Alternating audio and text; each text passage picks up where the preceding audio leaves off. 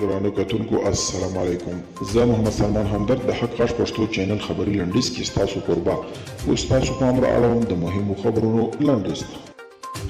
د خوست ولایتي شورا یو غړي وسلوالو له ځان سره نامعلوم ځای ته وړي ده. د خوست ولایتي شورا مشر وایي د دې شورا یو غړي زهرا جلال د وسلوالو لخوا په لوګر کې نامعلومه ځای ته وړل شوې ده او په اړه یې پلټنې روان دي. روسیه وايي امریکا د افغانستان په شاوخوا کې د نظامي عدلیې د جوړولو په لټه کې ده. د روسیې د بهرنیو چارو وزیر سرګي لاروف ویلي چې امریکا لا هم د افغانستان نه ده وتلې او په دغه هیواد کې نظامي اډو مداخلې او هوایي بریدونو ته لیوالتیا لري. تاجکستان وايي د افغانستان اوسنی وضعیت ټولې سیمې ته خطر جوړولی شي.